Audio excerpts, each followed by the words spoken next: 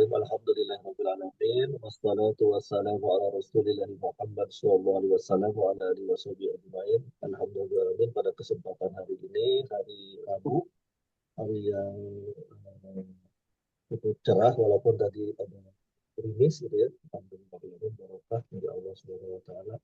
Insya Allah kita akan melaksanakan kajian tafsir. Sudah hadir di tengah-tengah kita Al-Mukarram Bapak Dr. Sindu Irwansyah. Kemudian sebelum kita mulai materi, kita simak terlebih dahulu pembacaan ayat suci Al-Quran yang akan dibacakan oleh Ibu Gonarica. Mangga Ibu Gona. Atur nuhun Pak Hasyim. Assalamualaikum warahmatullahi wabarakatuh. Waalaikumsalam Waalaikumsalam. warahmatullahi wabarakatuh. warahmatullahi wabarakatuh. A'udzu billahi minasyaitonir rajim. Bismillahirrahmanirrahim. Udzina lilladzina yuqataluna bi annahum dulimu wa innallaha ala nasrihim laqadir. Shadaqallahul azim. Aku berlindung kepada Allah dari godaan setan yang terkutuk dengan menyebut nama Allah yang Maha Pengasih lagi Maha Penyayang. Diizinkan berperang bagi orang-orang yang diperangi karena sesungguhnya mereka dizolimi. Dan sungguh Allah Maha Kuasa menolong mereka itu. Maha benar Allah dengan segala firman-Nya. Assalamualaikum warahmatullahi wabarakatuh. Waalaikumsalam warahmatullahi wabarakatuh. Mohon terima kasih Ibu Gona yang sudah mencatatkan Al-Quran. Mudah-mudahan Allah Subhanahu wa taala membalas dengan pahala yang berlipat ganda kepada yang membacanya dan kita semua yang mendengarkan. Alhamdulillah amin telah hadir di tengah-tengah kita Al-Mukarram Pak Dr. Sinduk Firmansyah. Bangga kepada Sinduk dipersilakan. Baik, terima kasih Pak Dr. Hashim. Bismillahirrahmanirrahim. Assalamualaikum warahmatullahi wabarakatuh. Waalaikumsalam warahmatullahi wabarakatuh. Yang saya hormati para pimpinan di Fakultas Hukum, para guru besar, para dosen, para tendik, dan juga jemaah semuanya yang saya hormati. Alhamdulillah Rabbil Alamin. Assalatu wassalamu ala rasulillah wa ala alihi wa sahbihi ajma'in. Allahumma salli ala Sayyidina Muhammad wa ala ali Sayyidina Muhammad. Allahumma rizukna fahman nabiyyin wa hifdhal mursalin wa ilhamal malaikatil muqarrabin. Allahumma faqihna fid din wa alimat ta'wil. Amin ya Allah ya Rabbal Alamin. Bapak Ibu yang Allah muliakan, alhamdulillah pada kesempatan subuh kali ini kita bisa bersilaturahmi, juga bisa menuntut ilmu dengan izin Allah Subhanahu wa taala. Di subuh kali ini Allah masih memberikan kepada kita semuanya kesehatan yang mudah-mudahan Allah senantiasa memberikan kepada kita hidayah, ilmu yang bermanfaat, dan juga memberikan hidayah agar kita senantiasa dalam keadaan selalu melaksanakan ketaatan dan kebaikan-kebaikan sehingga kita bertemu dengan Allah Subhanahu wa taala dalam keadaan husnul khawatimah. Amin. Salawat serta salam tercurahkan kepada Nabi besar kita Nabi Muhammad sallallahu alaihi wasallam. Allah utus beliau kepada kita semuanya untuk menyampaikan risalah, dan juga Allah jadikan beliau bagi kita semuanya sebagai suri tauladan sehingga kita sebagai umatnya melalui wahyu yang beliau sampaikan kepada kita dapat mengetahui apa yang menjadi rambu-rambu di dalam kehidupan ini, apa yang halal, apa yang haram, apa yang hak, dan juga apa yang batil. Dan juga kita mudah-mudahan bisa sedikit demi sedikit bisa mensuri tauladani beliau, karena Seorang Muhammad Allah jadikan Rasul pun adalah sebagai suri tauladan bagi kita semuanya. Semua profesi kehidupan ada dalam diri Rasulullah. Apapun itu. Beliau seorang hakim, beliau seorang panglima perang, beliau seorang dokter, beliau seorang petani, beliau seorang peternak, ya. Beliau seorang pengacara, beliau seorang muallim, sebagai dosen, sebagai guru, sebagai ayah, sebagai kakek, semua profesi kehidupan ada dalam diri beliau. Sehingga apapun profesi kehidupan yang sedang kita jalani, mudah-mudahan kita bisa mengikuti jejak langkah beliau yang pada akhirnya di yaumil jaza, di yaumil hisab, di hari akhirat kelak nanti kita diakui sebagai umatnya sehingga kita nanti bisa mendapatkan syafaatul udhumanya. Amin ya Allah ya Rabbal Alamin. Bapak Ibu yang dirahmati oleh Allah, pada kesempatan subuh kali ini saya mendapatkan amanah untuk belajar bersama berkaitan dengan memaknai apa itu kemerdekaan. Hal ini berhubungan dengan 2 hari ke belakang kita memperingati hari kemerdekaan bangsa kita, negara kita yang ke-81, ya. Eh, di mana sebelum 81 ke belakang, ya sebelum 81 tahun ke belakang, kita begitu sangat lama dijajah oleh Belanda, oleh Jepang dan Portugis dan sebagainya, begitu. Sehingga hal ini memang menjadi hak pada setiap individu agar bagaimana dia merdeka di dalam kehidupannya. Di dalam Islam, ya, antara penjajahan dan kemerdekaan itu ada 5 hal primer yang itu menjadi hak bagi setiap individu yang kita sebut sebagai maqasidus syariah. Itu 5 hal yang tidak bisa tidak. Apabila salah satunya itu tidak bisa didapatkan haknya, maka sesungguhnya dia dalam keadaan terjajah. Yang pertama adalah agama, hifdzuddin, menjaga agama. Di mana seseorang dan setiap individu berhak untuk menjalankan agamanya dan juga meyakini agama yang ia yakini. Tidak boleh seseorang dipaksa untuk meyakini agama yang kemudian dia tidak yakini. Oleh karenanya surat Al-Kafirun menjadi surat yang betul-betul tegas oleh Allah Subhanahu wa taala, dinyatakan lakum dinukum waliyadin. Ya. Artinya ya agamamu adalah agamamu, agamaku adalah agamaku. Engkau tidak akan pernah sekali-kali beribadah kepada Tuhanku dan kami pun sama, tidak akan pernah sekali-kali beribadah kepada Tuhanmu. Ini artinya ada toleransi yang tinggi di dalam Islam. La ikroha fiddin, tidak boleh ada pemaksaan. Seorang muslim tidak boleh memaksakan non-muslim untuk mengikuti agama kita semuanya. Begitu. Tetapi ada aturan-aturan yang kemudian aturan ini menjadi sifatnya komprehensif, sifatnya menyeluruh apabila kita telah masuk kepada sebuah aturan, sebuah lembaga, begitu ya. Makanya mari kita kaji bersama-sama. Sebagaimana kita ketahui bahwa kampus kita bernama Unisba, Universitas Islam Bandung, ya.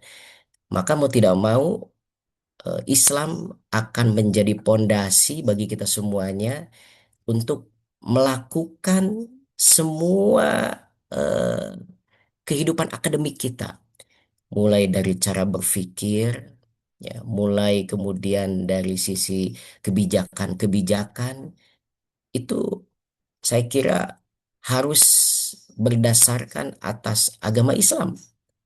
Karena sebagaimanapun kita tahu bahwa founding father kita, pendahulu-pendahulu kita, bagaimana mereka semua ingin memberikan yang terbaik kepada bangsa dan agama, salah satunya adalah melewati lembaga pendidikan.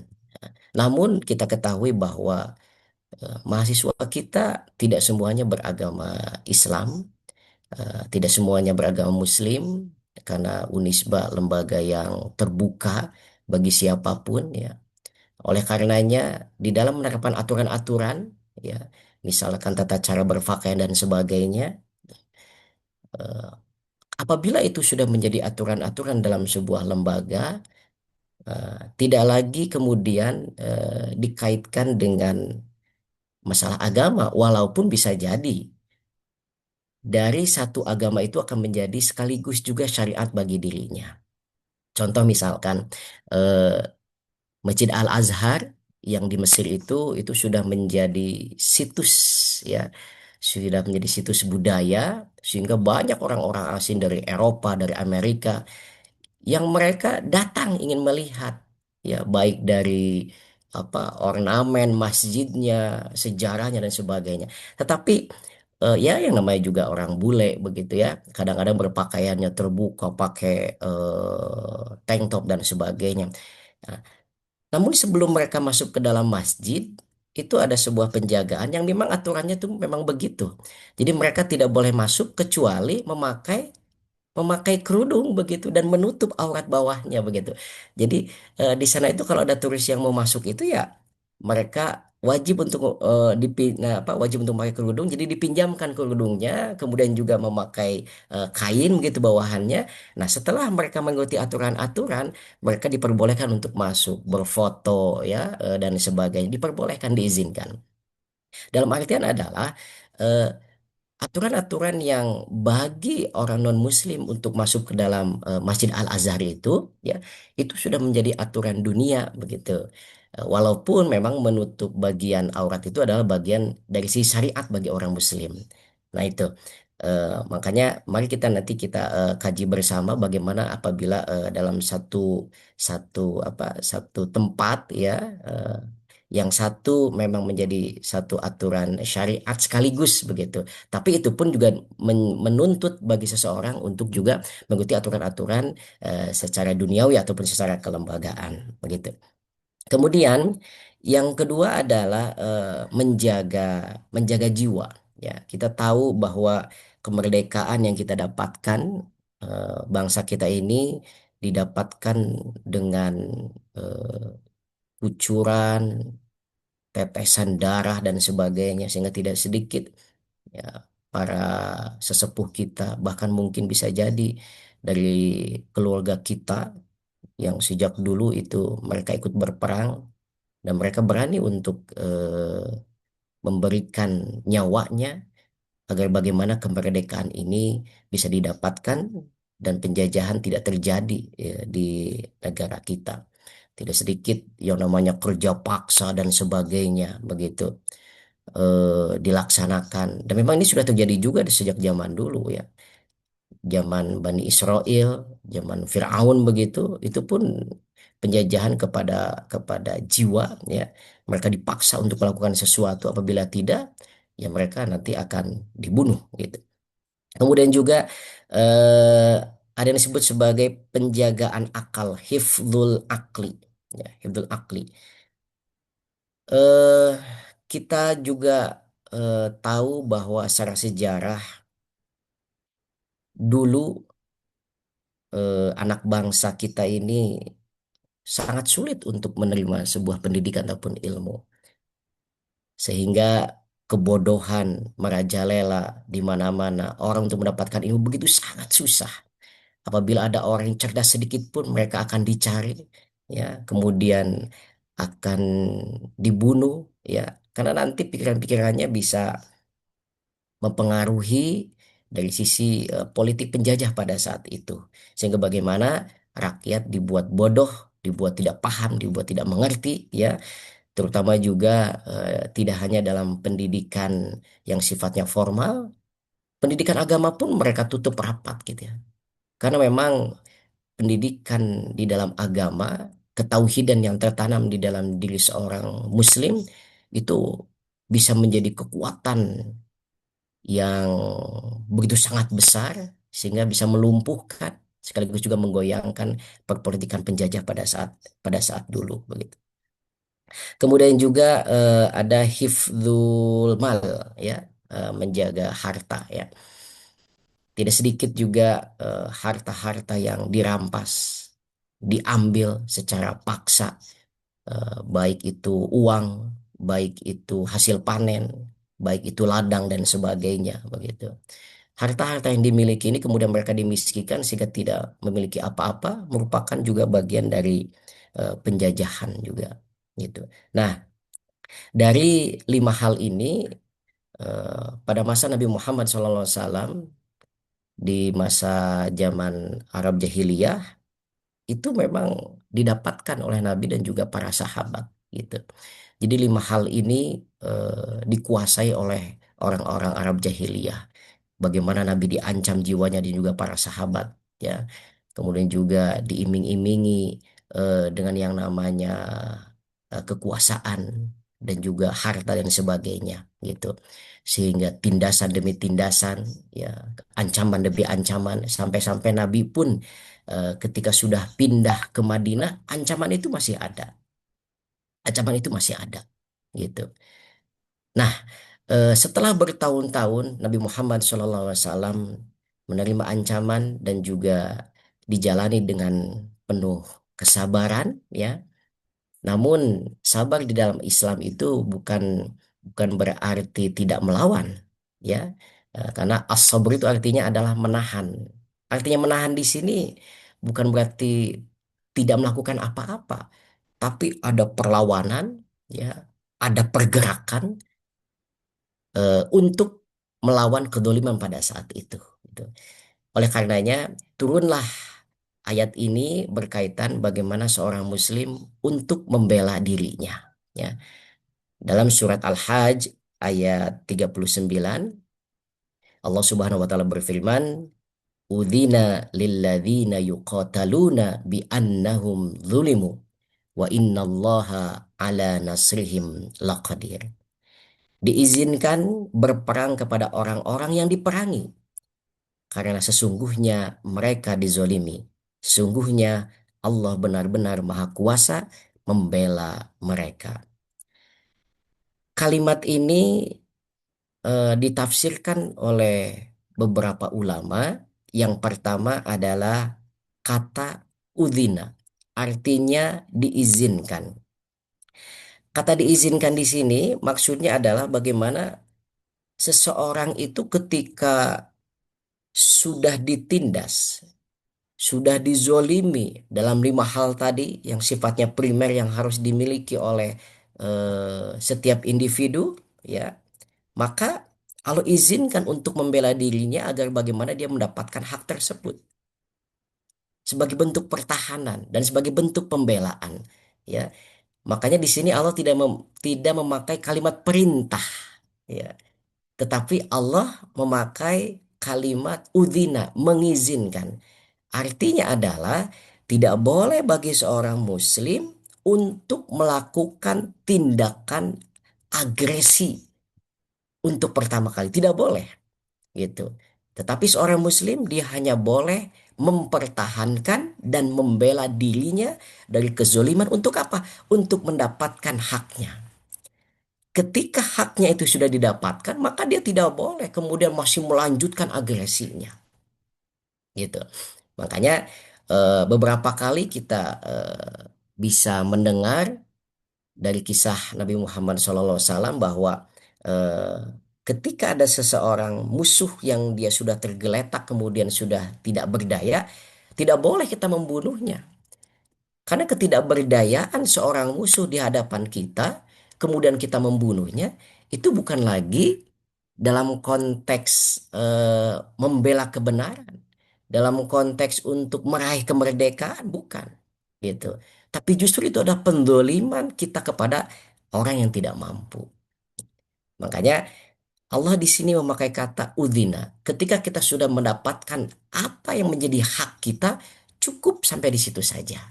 Tidak boleh kita melanjutkan kepada sesuatu yang lebih besar. Makanya Allah memakai kalimat ataupun kata udzina.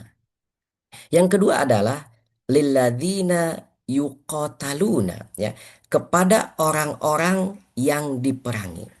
Artinya di sini adalah bukan pihak yang memulai penyerangan, ya. tidak boleh seorang muslim, ini berkaitan dengan kalimat udhina yang sebelumnya ya.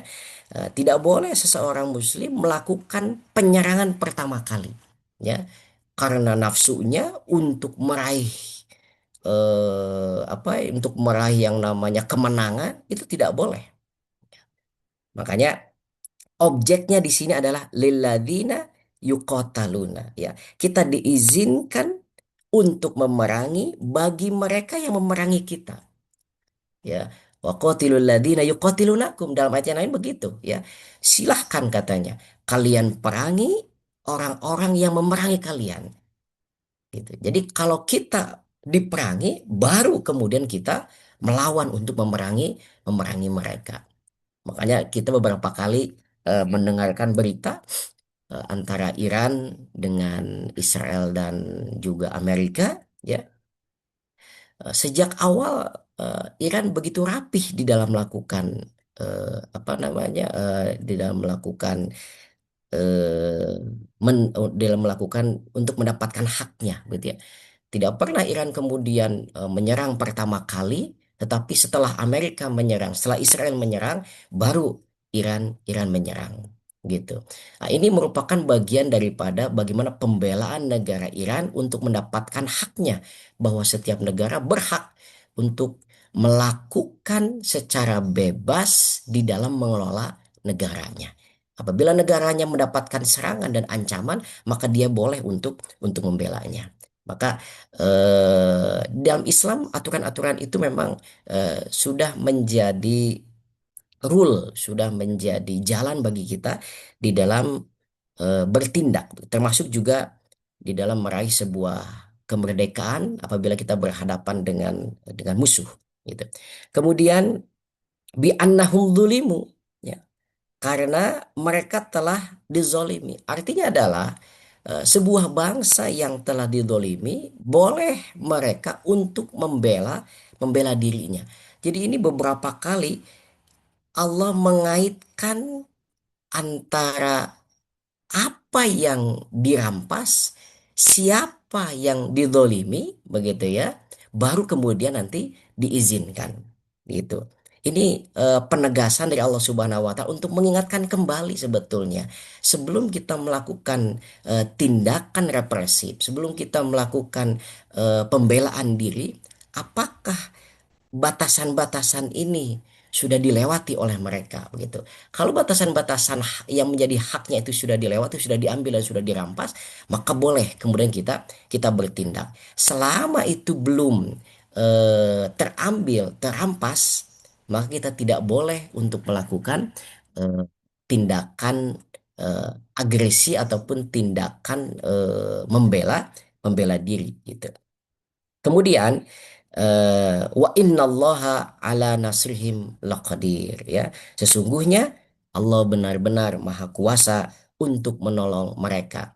Artinya adalah orang-orang yang sudah mengikuti rule apa yang telah ditentukan oleh Allah Subhanahu wa taala, dia sudah sabar di dalam melewati apa yang dia alami di dalam kehidupan, kedoliman dia terima dan sebagainya, sebagaimana Nabi Muhammad SAW ya, dilempar oleh batu, dicaci ya, kemudian keluarganya diancam, sahabatnya pun diancam, harta diambil dan sebagainya, dimonopoli ya dan sebagainya. Ya, setelah melewati dengan penuh kesabaran begitu, dan kemudian dia melakukan perlawanan karena adanya perintah Allah Subhanahu wa taala, maka di situ nanti Allah akan hadir ya, akan hadir membersamai sehingga kelak nanti kemenangan akan didapatkan.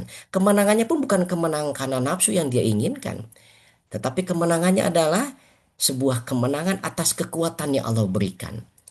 Maka seseorang tidak mungkin bisa menang kecuali atas bantuan dari Allah Subhanahu wa taala. Kemerdekaan yang kita dapatkan setelah 81 tahun ini kita syukuri, itu bukan karena atas kekuatan para pahlawan-pahlawan kita pada hakikatnya, tetapi atas bantuan dan pertolongan dari Allah Subhanahu wa taala. Bagaimana tidak? Ya, jangankan untuk mengangkat sebuah senjata, hanya untuk mengangkat satu cangkir gelas saja Kalau Allah tidak memberikan kekuatan, kita tidak akan mampu. Ya. Kemarin ada bapak-bapak yang curhat begitu ya, karena dia sudah bermain dengan teman-temannya, kemudian menyantap mie ayam, kemudian juga meminum air apa itu air dawegan ya, air kelapa muda begitu. Setelah minum dan ketika dia hendak akan membayar, dia memasukkan tangannya ke dalam saku untuk mengambil uang, ternyata tidak mampu untuk menggenggam uang itu. Dalam seketika dia terkena stroke. Begitu ya. Ini artinya ada ternyata manusia itu betul-betul sangat lemah. Dia tidak memiliki kekuatan sedikit pun. Jangankan untuk mengangkat senjata. Jangankan untuk melempar busur panah. Ya, sampai kepada target yang kita inginkan. Hanya untuk mengangkat satu cangkir teh ataupun kopi saja. Kalau Allah tidak memberikan kekuatan kepada tangan dari seorang tersebut, dia tidak akan mampu untuk mengangkatnya. Maka kemenangan yang diraih oleh seseorang pada hakikatnya adalah karena Allah memenangkan. Maka kesyukuran yang wajib harus dilaksanakan oleh setiap siapapun yang dia merasakan akan sebuah kemerdekaan kepada Allah Subhanahu wa taala adalah sebuah kemutlakan dan wajib untuk dilaksanakan.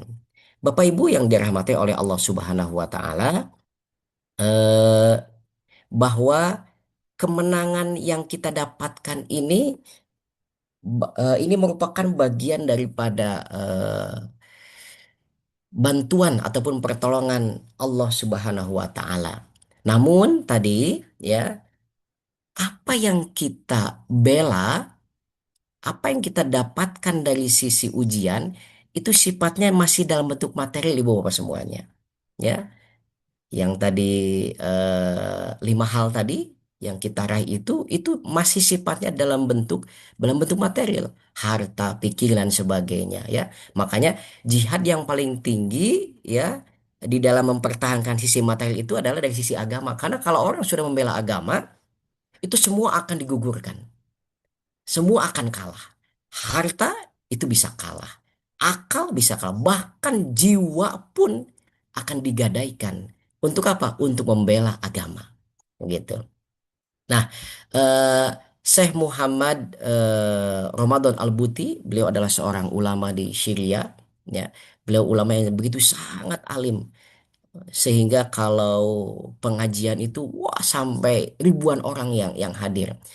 Begitu lembut kata-katanya, tetapi begitulah takdir Allah Subhanahu wa taala, walaupun begitu sangat lembut tapi tidak disukai oleh oleh juga sebagian kelompok ya. Dan memang itu menjadi menjadi hikmah di dalam kehidupan kita bahwa apa yang kita perjuangkan dari sisi agama dan apa yang kita perjuangkan dari sisi kebenaran itu pasti ada saja orang yang akan mencegalnya. Itu pasti itu. Nabi Muhammad SAW, para sahabat, para ulama pun begitu. Ya, ketika yang dibela adalah agama, maka tidak sedikit pula nanti akan ada orang-orang yang kemudian eh, akan menjegalnya, begitu ya. Makanya saya mendapatkan nasihat yang begitu sangat berharga dari guru dulu ketika di pondok ya. Eh, Guru saya mengatakan, wahai anak-anakku, wahai santri-santriku katanya, kelak ketika engkau turun ke masyarakat katanya, eh, jangan pernah katanya eh, mempunyai pikiran semua orang akan suka kepadamu katanya. Begitu. Pasti nanti akan ada orang yang tidak akan suka kepadamu. Tetapi juga jangan pesimis. Ya, dan juga jangan pesimis karena katanya tidak juga semua orang tidak akan suka kepadamu. Pasti juga akan ada yang suka kepadamu. Artinya adalah di dalam membela agama, di dalam membela sebuah kebenaran, ya, itu pasti kita akan menemukan ujian-ujian. Ya, tidak hanya datang ujiannya itu dari orang-orang non-muslim, bahkan dari orang-orang muslim pun pasti nanti akan ada. Itu yang disebut sebagai orang-orang yang munafik begitu ya. Ketika kita tahu itu adalah sebuah kebenaran kemudian kita tidak ikut di dalam membelanya, bahkan naudzubillah kemudian kita menjadi eh, menjadi pencegahnya ya, agar bagaimana kebenaran itu muncul, maka disitulah kemudian keimanan kita akan dipertanyakan. Ibu bapak yang dirahmati oleh Allah Subhanahu wa taala, ketika Nabi Muhammad SAW pulang dari peperangan gitu ya, Nabi Muhammad SAW bersabda kepada para sahabat ya, roja'na ya min jihadil asgar. Kita telah pulang dari jihad yang kecil ya, ila ya, dan akan menuju kepada jihadul akbar, dan akan menuju kepada jihad yang besar katanya ya. Dalam artian kita sudah pulang nih dari peperangan yang kecil katanya, dan akan menuju kepada perang yang besar katanya. Kaget tuh para sahabat ya, karena sahabat-sahabat yang lain telah banyak yang gugur, kemudian harta juga sudah dikeluarkan ya, istri keluarga pun ditinggalkan ya, untuk membela agama Allah di dalam peperangan dan sebagainya. Tapi Nabi Muhammad masih bersabda seperti itu. Kaget para sahabat ya, wa ma jihadul akbar ya Rasulullah ya. Ya Rasulullah, apa itu jihad yang besar ya Rasulullah? Ya, kata Rasulullah, jihadun nafsi. Ya, peperangan yang besar ya, itu adalah peperangan melawan hawa nafsu katanya. Ya.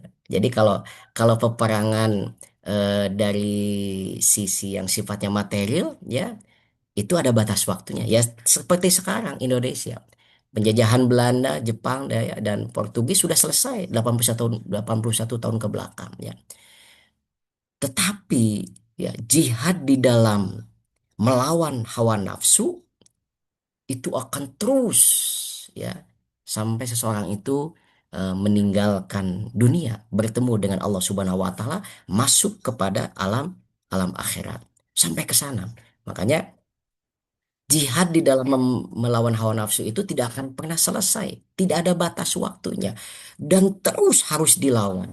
Tidak mengenal tempat, tidak mengenal waktu, dimanapun seseorang, di rumah, di tempat kerja, ya, di jalan, ya, dimanapun itu, dia akan menemukan musuh-musuh yang akan menyeret, yang akan menjajah dirinya, sehingga nanti dia akan dikuasai oleh nafsunya ataupun oleh syahwatnya, begitu. Oleh karenanya, eh, kami di sini memaknai kemerdekaan itu tidak hanya merdeka dari sisi penjajahan saja, ya, dari sisi penjajahan kepada jasad saja, kepada yang sifatnya materi saja, tetapi juga bagaimana seseorang bisa merdeka dari penjajahan hawa nafsunya, begitu. Dan bahkan Rasulullah menjadikan perlawanan terhadap penjajahan hawa nafsu ini termasuk kepada penjajahan atau termasuk kepada jihad jihad yang besar, bukan jihad yang kecil, jihad yang besar, begitu. Nah, di sini ada sebuah syair, karena memang orang-orang Arab itu ketika dia ingin menyampaikan sesuatu biasanya selalu diturunkan dalam bentuk syair yang memiliki makna yang begitu sangat mendalam ya.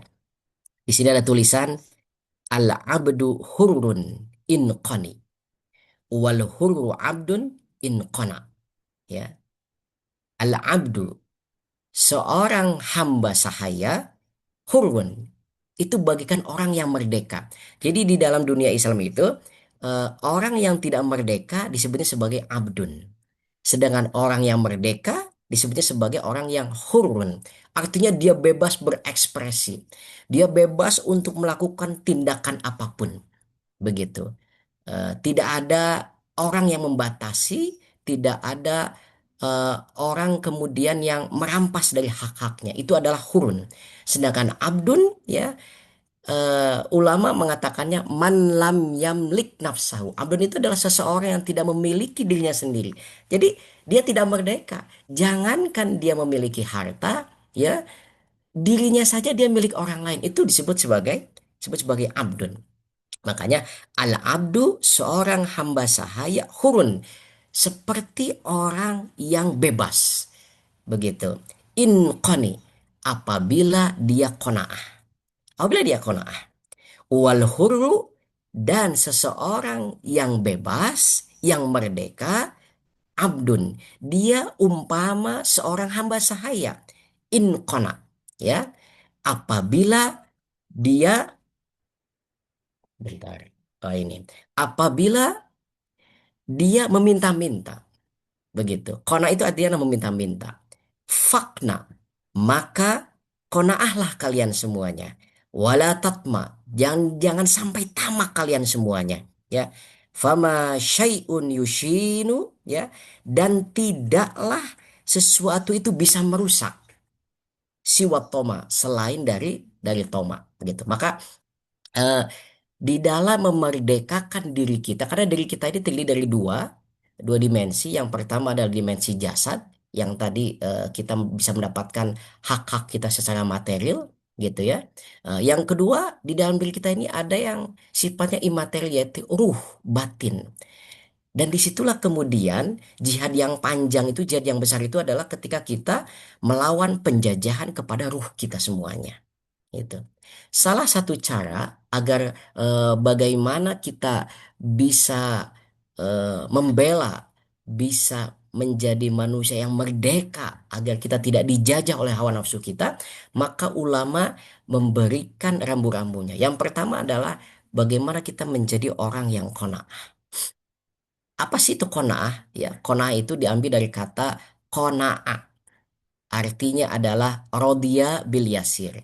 Dia ridho dengan yang sedikit. Ridho dengan yang sedikit. Ya. Apa yang dia miliki di dalam kehidupan ini, dia ridho. Ya. Baik dia memiliki harta yang sedikit. Baik dia memiliki misalkan ilmu yang sedikit. Ya. Baik dia memiliki misalkan kekuasaan juga yang kecil, kekuasaan yang kecil. Ya, dia ridho dengan apa yang dia miliki selama ini. Itu sudah termasuk ke dalam qanaah. Tetapi bukan berarti kemudian ridho tanpa tanpa usaha, bukan. Ya, ridho di sini adalah dia meridhoi dengan apa yang telah menjadi ketetapan Allah bagi dirinya setelah dia melakukan ikhtiar yang begitu sangat maksimal.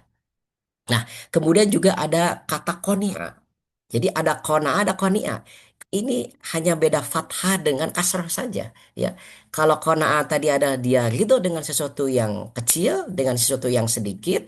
Kalau qani'ah itu adalah meminta. Inilah yang kemudian sifat negatif, ya, dan akan berdampak kepada sebuah ketamakan, ya. Karena qani'ah itu adalah dia meminta-minta, ya. Kalau mentalnya adalah meminta-minta, dalam bahasa kita adalah menjilat begitu ya. Mungkin ya, bahasa kita tuh penjilat ya. Kemudian kalau mentalnya adalah mental meminta, mintanya minta harta, maka dia akan menjadi orang yang pemalas dia. Ya, dia hanya ingin ingin menjadi orang kaya tapi tidak mau usaha. Hanya dia meminta-minta begitu. Ya. Ataupun kemudian dia meminta atas sebuah kedudukan ataupun jabatan, ya. Maka yang dia dapatkan dari sisi jabatan bukan dari apa namanya? Bukan dari hasil apresiasi kepada dirinya, dari apa yang telah dilakukan, dari kebaikan-kebaikan, bukan itu. Ya, mungkin bisa jadi jabatan yang didapatkan itu bisa jadi juga dia akan mendolimi banyak orang. Dia ingin naik dengan cara menginjak kepala orang lain. Ya, itu artinya adalah qani. Ya, dia menjadi orang yang meminta-minta. Ya. Oleh karenanya, ulama memaknai apa sih definisi qanaah itu secara menyeluruh, ya. Artinya adalah ar-ridha bil mawjud wa tarkut tasyawuf ila ma fi aidin nasi. Ar-ridha bil mawjud, qanaah itu adalah dia ridho dengan apa yang ada. Dia ridho dengan apa yang dia miliki. Watarku tasyawufi ila ma fi aidinas, dan ia meninggalkan dengan cara melihat apa yang ada pada diri orang lain. Itu adalah qanaah. Artinya adalah dia cukup dengan apa yang dia miliki pada saat ini. Dia tidak pernah melirik dengan apa yang dimiliki oleh orang lain. Mau orang lain itu kaya, mau orang lain itu misalkan menjadi pejabat dan sebagainya, dia tidak pernah iri, dia juga tidak pernah melirik dengan kenikmatan-kenikmatan yang dimiliki oleh orang lain. Itu artinya adalah dia qanaah, ya. Sehingga hatinya akan menjadi bersih. hatinya akan menjadi tenang. Tidak ada kegelisahan, tidak ada gundah gulana ya. Karena orang itu melejit misalkan karirnya ya, kemudian dia gundah gulana ya, dia menjadi resah. Nah, ini ciri-ciri berarti dia tidak qanaah. Orang yang qanaah adalah orang yang dia menerima dengan apa yang telah Allah tetapkan bagi dirinya. Sudah, ketika dia sudah belajar begitu dengan semangat ya, dengan maksimal, tetapi Allah memberikan misalkan ilmunya 7, ya sudah, dia akan menerima dengan 7 itu. Begitu. Tetapi ada kemudian orang yang begitu sangat cerdas, pintar, ya, ilmunya juga banyak, dia tidak pernah iri karena apa yang dia dapatkan sudah melalui dengan ikhtiar yang begitu sangat maksimal. Dan semuanya akan kembali kepada Allah Subhanahu wa taala. Bahwa apa yang didapatkan oleh seseorang, bahwa apa yang dimiliki oleh seseorang itu pun karena memang diberi dan dikasih oleh Allah Subhanahu wa taala. Maka akan muncul sifat qanaah. Dia akan merasa cukup, sekali lagi dia tidak akan pernah melirik dengan apa yang sedang dimiliki oleh orang lain. Makanya di sini ya syair ini menunjukkan kepada nilai yang begitu sangat-sangat besar. Syair ini penuh dengan mutiara sebetulnya, begitu ya. Seseorang yang sudah dikuasai oleh sebuah ketamakan, oleh sebuah kerakusan, maka pada hakikatnya dia tidak merdeka. Kenapa? Karena tindak tanduk, gerak-gerik yang dia lakukan bukan atas kesadaran dari dirinya, tapi dia sedang dikuasai, dikendalikan oleh hawa nafsunya. Ya, sedangkan hawa nafsu itu sangat mudah ditunggangi oleh setan itu ya. Jadi pada akhirnya dia akan menjadi budaknya setan pada akhirnya. Begitu, apa yang dia kejar dengan nafsunya pada hakikatnya dia sedang menjadi seorang hamba sahaya ya. Dia tidak memiliki kebebasan di dalam menentukan hidupnya karena hidupnya ditentukan oleh hawa nafsunya. Adapun ketika dia mendapatkan sesuatu kemudian dia bahagia, itu adalah kebahagiaan yang semu pada hakikatnya, bukan kebahagiaan yang hakiki ya. Buktinya apa? Buktinya adalah pada saat-saat tertentu ketika dia takut diketahui ya, dengan cara yang curang misalkan, dengan cara yang tidak baik, dia takut diketahui jalan itu ditemukan oleh orang lain, maka akan muncul kewaswasaan dan ketakutan. Itu artinya adalah dia tidak bebas di dalam menjalani kehidupannya. Begitu. Makanya di sini ada kalimat ya, fakna wala tatma ya. Qanaahlah kalian dan jangan sampai kalian tamak begitu. Nah, tamak ini masuknya pada penyakit hati sebetulnya karena ada penguasaan hawa nafsu kepada diri seseorang. Begitu. Tamak itu bukan berarti miskin, bukan ya. Tamak itu adalah memang sebuah sifat. Walaupun dia sudah kaya, walaupun dia sudah tinggi, ya sudah menjadi penguasa, maka dia ingin terus menaikkan kekuasaannya. Kalau dia sudah punya bumi, dia ingin punya bumi yang kedua. Kalau dia sudah punya samudera, maka dia ingin punya lautan yang lainnya. Itu karena memang tamak. Begitu. Nah, kalau sudah tamak, dia tidak akan pernah merasa, tidak akan pernah merasa cukup. Begitu. Maka Nabi Muhammad SAW melalui sabdanya, al-qanaatu kanzun la yafna, katanya. Qanaah itu artinya adalah dia harta kekayaan. Kanzun itu sebetulnya adalah dia gudang sebetulnya. Al-qanaatu, qanaah itu adalah gudang ataupun harta kekayaan tidak pernah habis. Kalau seseorang itu memiliki gudang ya, yang di dalam gudangnya itu berisikan harta kekayaan ya, itu tidak akan pernah habis. Dengan bahasa orang Sunda mah sok sanaos 7 turunannya mau CF gitu ya. Begitu. Ya kenapa? Karena dia sudah merasa cukup. Dia sudah merasa cukup ya. Seorang korun itu dia memiliki gudang harta ya, yang kunci gudangnya itu unta saja tidak mampu mengangkatnya. Unta tidak mampu ya untuk mengangkat beban di atas pundaknya dari kuncinya si korun itu. Begitu sangat kayanya, tapi dah dasar tamak begitu. Jadi harta yang dia miliki walaupun unta itu sudah tidak mampu mengangkat kunci gudangnya yang berisikan harta karun, tetap saja dia pingin memiliki gudang yang lainnya gitu. Tapi kalau orang Walaupun dilihat dari sisi material, misalkan dia miskin, rumahnya gubuk ya, makan begitu sangat sederhana hanya dengan kerupuk dan nasi. Tapi kalau di dalam hatinya dia merasakan qanaah, itu adalah sesuatu yang begitu sangat menjadi harta kekayaan yang begitu sangat sangat sangat besar, sangat sangat tinggi ya, sehingga dia tidak perlu memerlukan yang namanya harta yang dimiliki oleh orang lain gitu. Dia tidak perlu mengejar apa yang dirasakan oleh orang lain. Begitu. Nah, itu kalau di dalam dirinya dia sudah memiliki sifat qanaah. Maka Rasulullah SAW bersabda di dalam hadis yang lainnya, qad aflaha man aslama wa ruziqa kaffafan wa qad na'ahu Allahu bima atahu. Sungguh beruntung orang yang masuk Islam. Kenapa? Karena dia diberi rizki yang cukup. Ya, dan Allah menjadikannya merasa qanaah, artinya dia merasa cukup terhadap apa yang telah dia berikan kepadanya. Seorang muslim ketika dia betul-betul beriman kepada Allah Subhanahu wa taala bahwa Allah yang menentukan rizki bagi dirinya.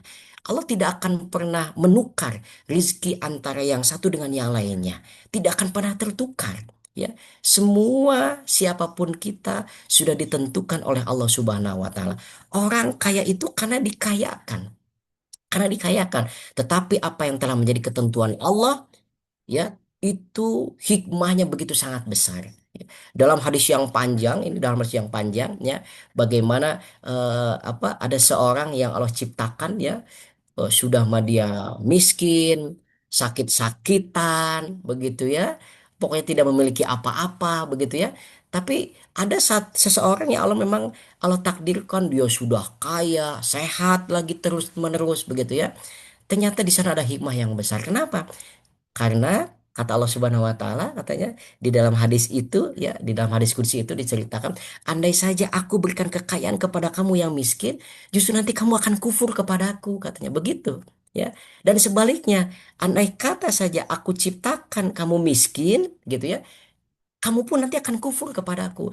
Jadi ada orang yang kufur kepada Allah karena kekayaannya, tapi ada juga orang yang kufur kepada Allah karena kemiskinannya. Maka orang yang memiliki sifat qanaah, dia merasa cukup dengan apa yang telah Allah berikan, itu adalah sebuah yang namanya harta kekayaan yang begitu sangat berharga.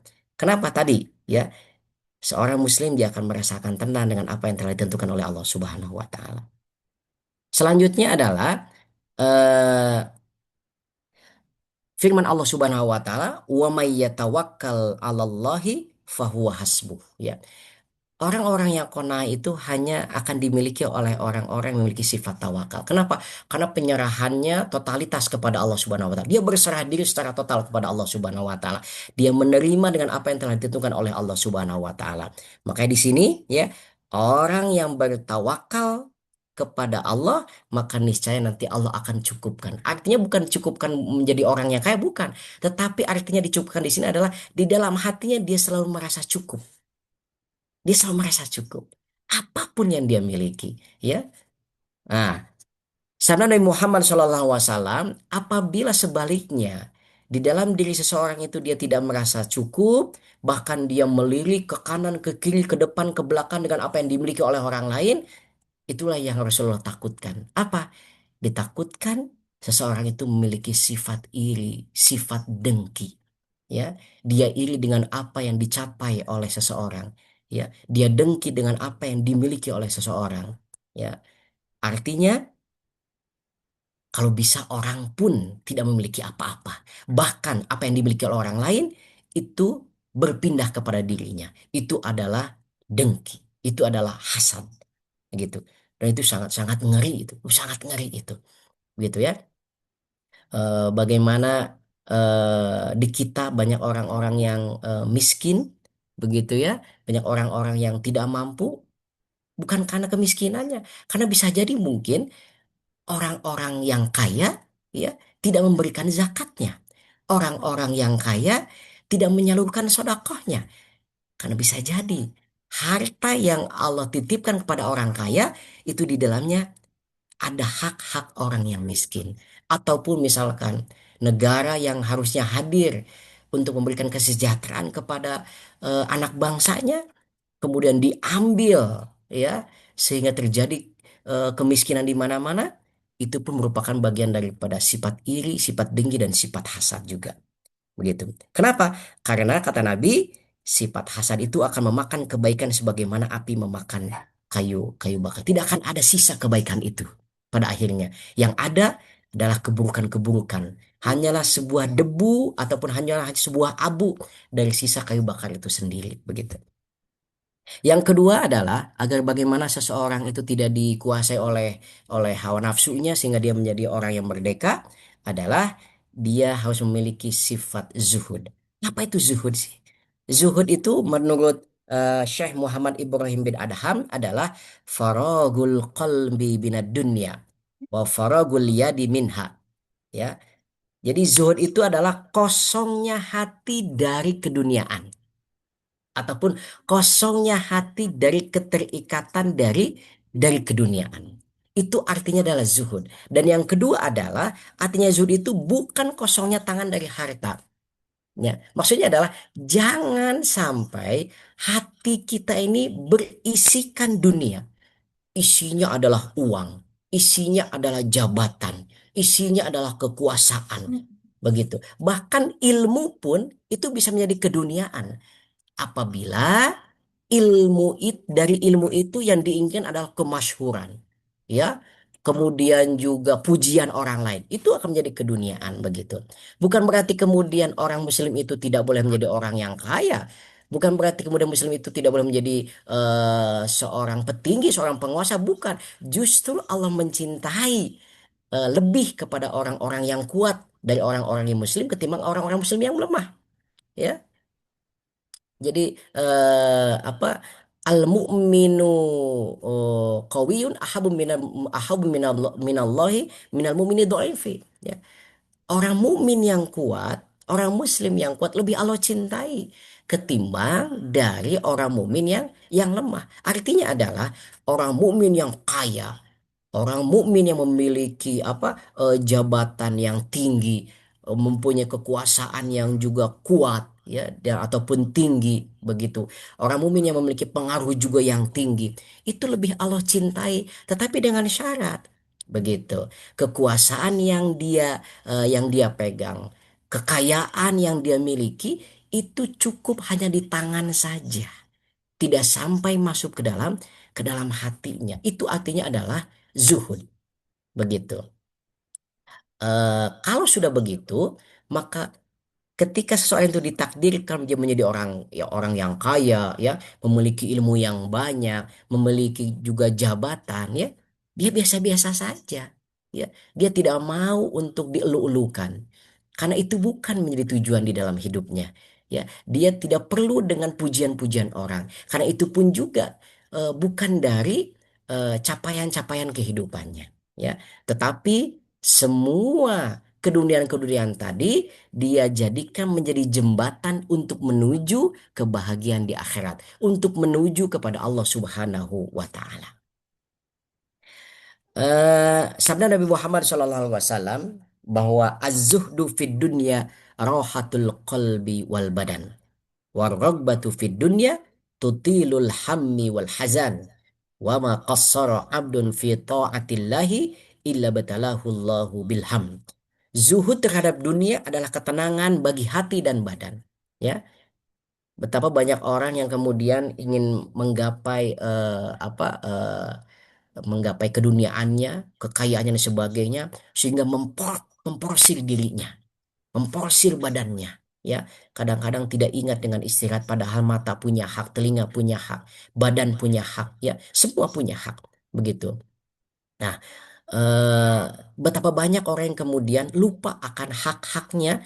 Untuk apa? Karena dia mencari sebuah keduniaan, sebuah kekayaan. Padahal yang namanya kaya itu belum tentu bisa membahagiakan. Saya banyak kisah-kisah orang yang sudah kaya kemudian dia tinggalkan. Kenapa? Karena ternyata dengan kekayaannya itu tidak menjadikan ketenangan, Ibu Bapak. Ya, saya banyak menyaksikan itu dan banyak mendengarkan dari teman-teman yang kemudian dari subuh sampai tengah malam dia bekerja untuk mencari keduniaan, dia berharap ingin menjadi orang kaya. Setelah dia gapai, dia sudah menjadi orang kaya, tapi ternyata dia merenung, apakah ini tujuan hidup saya, katanya. Ya, padahal tujuan hidup itu kan satu, mendekatkan diri kepada Allah, melaksanakan banyak ketaatan dan ibadah kepada Allah. Ya, tapi ternyata kesibukannya di dunia itu ternyata dia hanya melakukan yang wajib-wajibnya saja.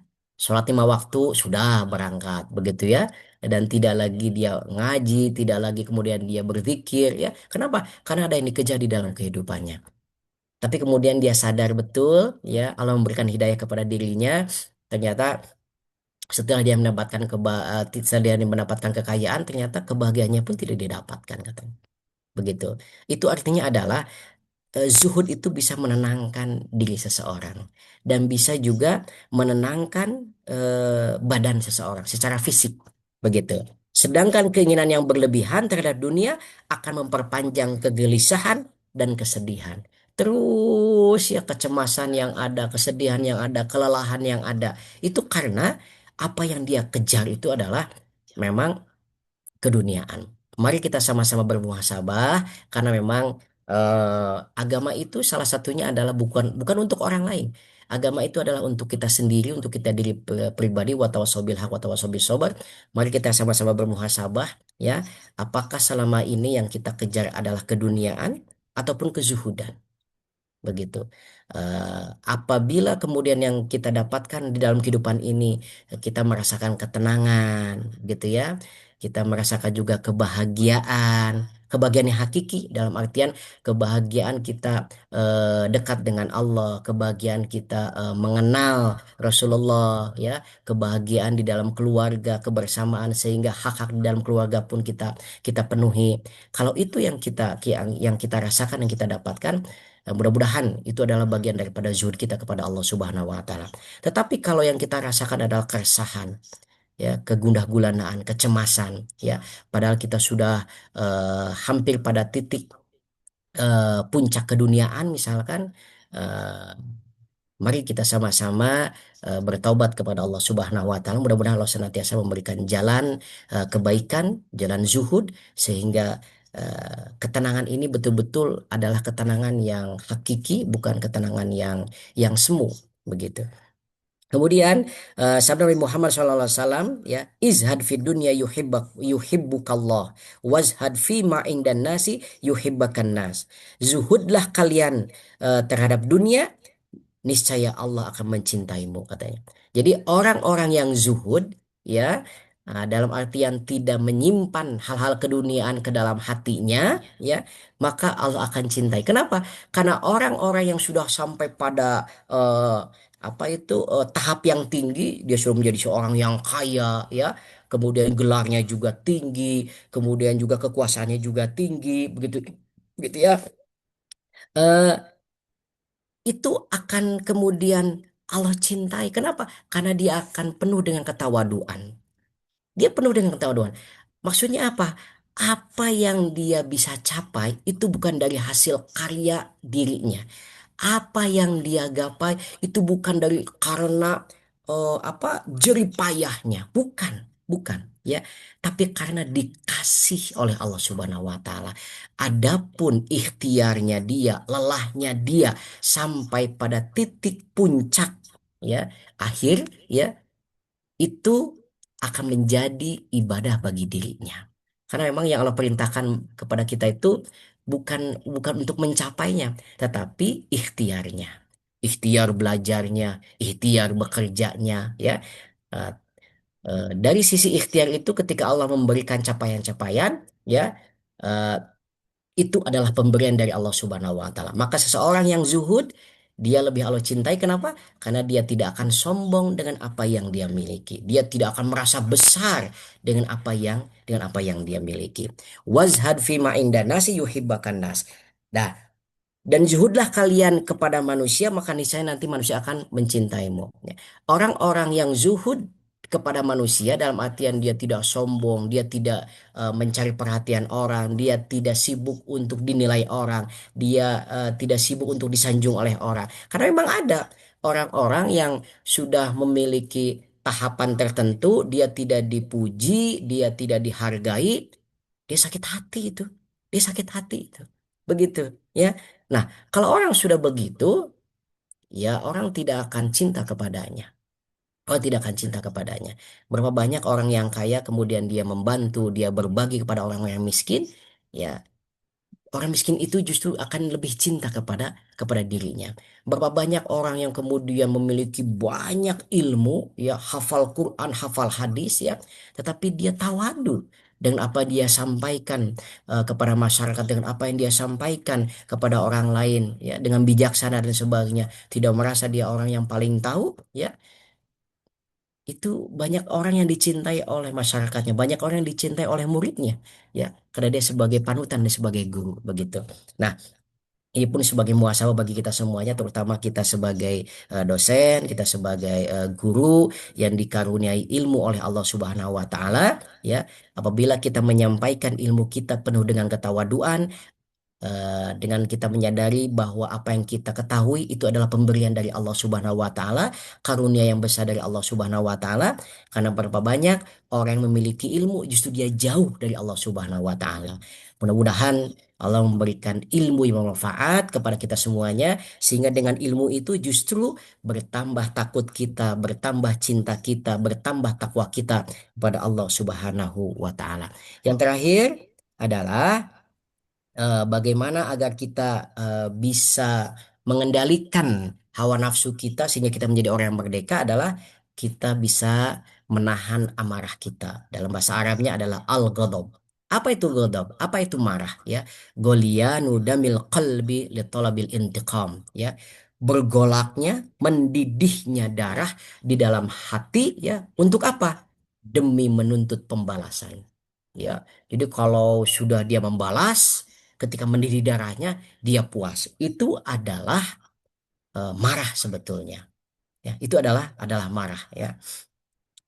Allah berfirman di dalam Al-Quran, alladzina yunfiquna fis sarai wad dharai wal kadhimina al ghaid wal afina 'anil nas wallahu yuhibbul muhsinin. Yaitu orang-orang yang selalu berinfak baik di waktu lapang maupun di waktu sempit, orang-orang yang mengendalikan kemurkaannya. Dalam artian orang-orang yang bisa mengendalikan kemarahannya, ya, dan orang-orang yang memaafkan kesalahan orang lain, itu Allah mencintai orang-orang yang berbuat kebaikan, ya. Jadi orang-orang yang bisa memendam, ya, mengendalikan nafsu marahnya kepada orang lain, dia tidak melampiaskan kemarahannya kepada orang lain, itu ternyata dia telah melakukan kebaikan-kebaikan dan Allah mencintai orang tersebut, ya. Seorang suami bagaimana mengendalikan amarah kepada istrinya, seorang guru, ya, seorang dosen bagaimana mengendalikan amarah kepada mahasiswanya, kepada muridnya, begitu. Seorang pemimpin bagaimana mengendalikan amarahnya kepada bawahannya, ya. Nah, ini merupakan ternyata kebaikan-kebaikan, gitu. Bagaimana Nabi memberikan gambaran kepada kita tata cara agar seseorang bisa mengendalikan amarahnya. Yang pertama adalah apabila dia berdiri maka duduklah. Apabila dia sedang duduk maka berbaringlah, katanya begitu. Kemudian dengan cara yang lain juga, apabila kita sudah mulai merasakan marah, maka berwudulah, katanya. Ya, karena tadi, ya, ternyata yang namanya wudu itu tutfi unar, karena air itu bisa memadamkan api. Artinya adalah wudu itu bisa memadamkan amarah amarah seseorang, gitu.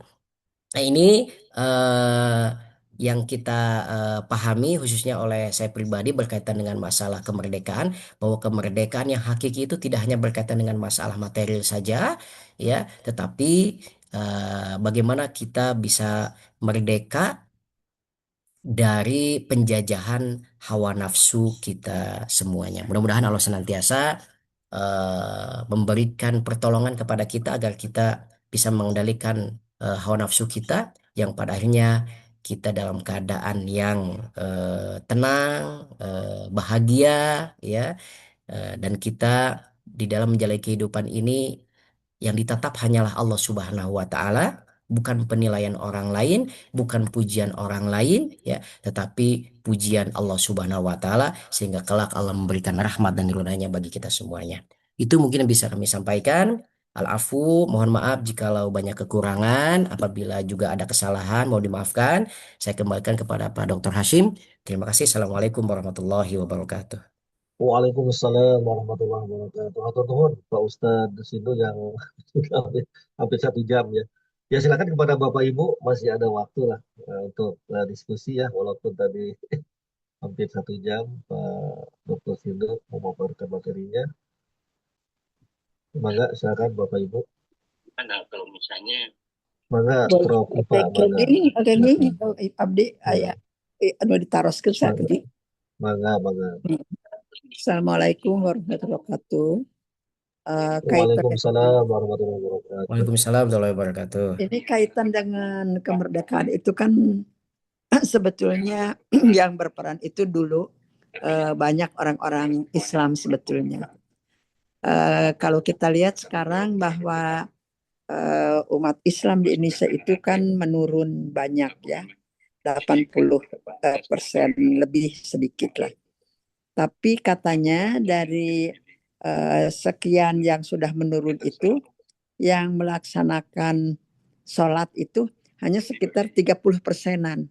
Nah ini sebetulnya kalau kita lihat sekarang bahwa para ulama itu sangat banyak, luar biasa banyak yang melaksanakan tausiah di mana-mana ya. Nah itu sebetulnya kinten-kinten naon anu lepat. Karena ternyata apakah karena teknologi yang melanda anak-anak itu ya, generasi Z, generasi Alpha, atau memang ceramah-ceramah tausiah dari para ulama ini kurang efektif. Ada juga yang mengatakan misalnya Pak Adi Hidayat itu bahwa sekarang banyak tausiah disampaikan oleh orang-orang yang tidak memiliki ilmunya katanya. Kumaha komentarnya Pak Ustadz? Baik, terima kasih, Prof. Nana lepas Pak Ustadz mangga. Mungkin ini saya memberikan ilustrasi yang disampaikan oleh guru dulu ya. Jadi ibarat sebuah mobil, di dalamnya itu ada jemaah, kemudian mobil itu mogok begitu ya, mobil itu mogok, maka tidak cukup seorang supir itu dia turun dari mobil kemudian mendorongnya sendiri, maka mobil itu tidak akan maju katanya. Tapi semua penumpang yang di dalam mobil itu harus turun kemudian mendorong bersama-sama, maka niscaya insya Allah nanti eh, mobil itu akan bisa bergerak gitu. Nah ini maksudnya adalah eh, saya secara pribadi memang melihat banyak orang-orang yang dengan kehidupan sekarang itu eh, memberikan amanah kepercayaan itu pada individu-individu tertentu saja begitu ya, menyerahkan kebaikan kemaslahatan itu pada individu-individu tertentu saja. Contoh misalkan eh, kebetulan saya memegang sebuah masjid Prof ini ya. Bahkan itu datang dari seorang RW gitu ya. Ustadz katanya, ini kan di RW kita ini kan banyak muslim nih katanya sekitar 95%. Tapi kenapa yang ke masjid itu apalagi kalau sholat subuh sabari saja tidak begitu ya? Gitu. Gitu. Apakah memang ini program-programnya DKM ini katanya kurang maksimal gitu ya? Saya sampaikan kepada Pak RW. Pak RW punten saya bilang. Ilustrasi tadi yang saya pakai Prof itu ya. Gitu. Pengajian di DKM ini memang sudah marak, bahkan seminggu 3 kali dan sebagainya. Terus saya paparkan program-programnya. Permasalahannya adalah tidak cukup dari masjid saja, tidak cukup dari DKM saja, tapi di dalam dakwah ini semua elemen orang yang beriman harus ikut di dalam berdakwah sesuai dengan kemampuannya. Contoh misalkan gitu. Pak RW punya anak, Pak RW punya cucu, saya bilang begitu. Apakah Pak RW anaknya dan cucunya juga sudah didorong untuk ke masjid begitu? Begitu, gitu. Termasuk juga jemaah-jemaah yang lainnya, apakah kemudian mendorong anak-anaknya, cucu-cucunya kemudian untuk berangkat ke masjid begitu? Jangan sampai kita menuntut sesuatu kepada orang lain, tetapi justru di lingkungan kecil yang menjadi tanggung jawab kita pun ternyata kita tidak ikut andil begitu, Prof ya. Nah, sekarang ini banyak orang-orang yang kemudian apa bahasa Sundanya namblehkeun gitu, Prof. Namblehkeun eh, menamblehkeun apa ini satu capaian itu kepada seseorang ataupun kepada apa suatu lembaga tertentu begitu. Nemlehkeun. Nemblehkeun, mohon. Eta Bu Parihat ABG boleh nyarios Mengandalkan. nemlehkeun. Punten, abdi sanes asli orang Sunda. Nemblehkeun gitu. Banyak dari kita ya menembelehkeun satu ketercapaian khususnya dakwah itu hanya pada orang tertentu atau hanya pada lembaga tertentu. Ketika misalkan orang tertentu, lembaga tertentu misalkan ketercapaiannya tidak tercapai ataupun mendapatkan kekurangan-kekurangan, maka orang beramai-ramai menyalahkan orang tersebut ataupun lembaga tersebut. Saya kira ini menjadi kewajiban bersama, termasuk juga di Unisba mungkin Prof ya. Ya, di Unisba juga sama jadi tanggung jawab kita bersama agar bagaimana masjid itu bisa ramai dengan berjamaah, dan ini menjadi tugas kita bersama para pimpinan ya, kemudian juga individu dosennya mengajak teman-temannya, mengajak para mahasiswa agar bagaimana ya salah satunya adalah masjid itu bisa betul-betul ramai gitu tuh. Itu Prof mungkin Prof. Hatur nuhun Pak Ustadz. Sami-sami Prof. Eh, Bapak Ibu, karena kita dibatasi oleh waktu juga ya, tadi karena materinya cukup panjang, ya, udah tentang qanaah, zuhud dan menahan amarah, gitu ya. Ya, karena kita dibatasi oleh waktu, Pak Ustadz dan Bapak Ibu sekalian yang saya hormati, kita tutup saja dengan doa kafaratul majelis. Subhanakallahumma wa bihamdika asyhadu an la ilaha illa anta astaghfiruka wa atubu ilaik. Atur nuhun sadayana billahi taufiq wal hidayah. Wassalamualaikum warahmatullahi wabarakatuh. Waalaikumsalam. Waalaikumsalam warahmatullahi wabarakatuh.